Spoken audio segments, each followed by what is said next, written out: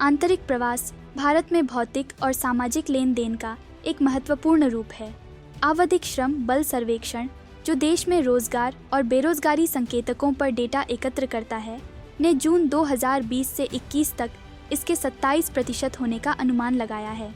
आइए इस संदर्भ को विस्तार से जानते हैं। आमतौर पर प्रवास पुरुष प्रधान आख्यान के रूप में देखा जाता है, क्योंकि सामान्यतः पुरुष ही रोजगार की तलाश में घर से दूर बड़े महानगरों का रुख करते हैं। हालांकि महिलाएं विशेष रूप से कामकाजी उम्र की प्रवासी समूह में बड़ी हिस्सेदारी रखती हैं, लेकिन उनके बारे में बहुत कम बातचीत होती है। भारत की गिरती महिला श्रम बल भागीदारी दर को देखते हुए यह चिंता का विषय है। इससे यह सवाल भी उठता है कि क्या महिलाओं को प्रवास के बाद की स्थितियों के कारण रोजगार संबंधी बाधाओं का सामना करना पड़ता है। अब समझते हैं कि सर्वेक्षण की मुख्य बातें क्या हैं। PLFS डेटा से पता चलता है कि महिलाओं के बीच प्रवासन का प्रमुख कारण विवाह 81% है। इसके बाद अन्य कारण जैसे परिवार के सदस्यों का प्रवासन 10%, रोजगार 2.42% और शिक्षा के अवसरों के लिए प्रवासन 0.48% है। PLFS सर्वेक्षण के अनुसार लगभग 3/4 प्रवासी महिलाएं बेरोजगार हैं। लगभग 14% प्रवासी महिलाएं स्वयं और वेतन रोजगार वाली नौकरियों में हैं और लगभग 12% आकस्मिक श्रम में हैं। प्रवासी महिलाओं के एक बड़े प्रतिशत 85% के पास 10 साल से कम की शिक्षा है, जिससे संभावित रूप से उनके रोजगार के अवसर सीमित हो जाते हैं। महामारी के बाद 55% महिलाएं काम पर नहीं लौटीं और जो वापस आईं, उन्होंने अपनी महामारी पूर्व आय का केवल 56% ही अर्जित किया।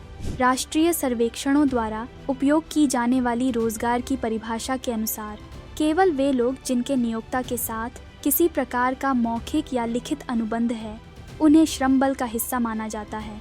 परिणाम स्वरूप महिलाओं को बड़े पैमाने पर बेरोजगार के रूप में वर्गीकृत किया जाता है। हालांकि जिस बात को अक्सर नज़रअंदाज कर दिया जाता है वह यह है कि महिलाएं रोजगार के ऐसे रूप चुनती हैं जो उन्हें घर के उत्पादन या वित्त में योगदान करते हुए अपने घरेलू कर्तव्यों को संभालने की अनुमति देते हैं। इस प्रकार घरेलू उद्यमों में अवैतनिक पारिवारिक श्रमिकों के रूप में काम करना या स्वरोजगार होना उनके बीच आम है, लेकिन वे इसे रोजगार के बजाय अपनी घरेलू प्रतिबद्धता के विस्तार के रूप में देखते हैं। भारत में महिला प्रवासियों के समक्ष रोजगार हेतु चुनौतियां भी हैं।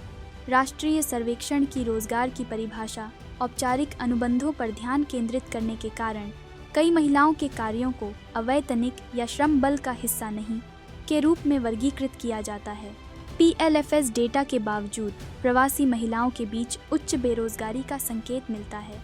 कई महिलाएं कृषि या घरेलू मदद जैसी आकस्मिक या अनौपचारिक नौकरियों में संलग्न हैं, जिन्हें अक्सर रोजगार के रूप में मान्यता नहीं दी जाती है।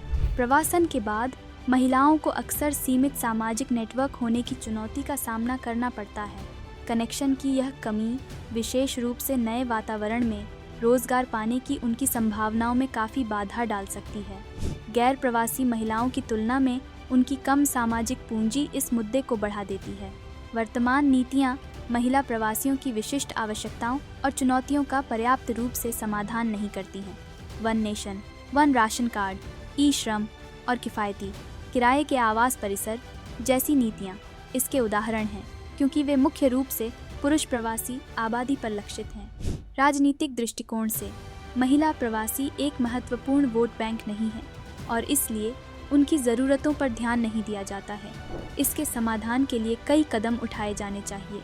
राष्ट्रीय सर्वेक्षणों को प्रवासन के बाद उनकी सामाजिक आर्थिक स्थितियों के बारे में अधिक जानकारी संकलित करनी चाहिए, क्योंकि इसके बारे में बहुत कम जानकारी है।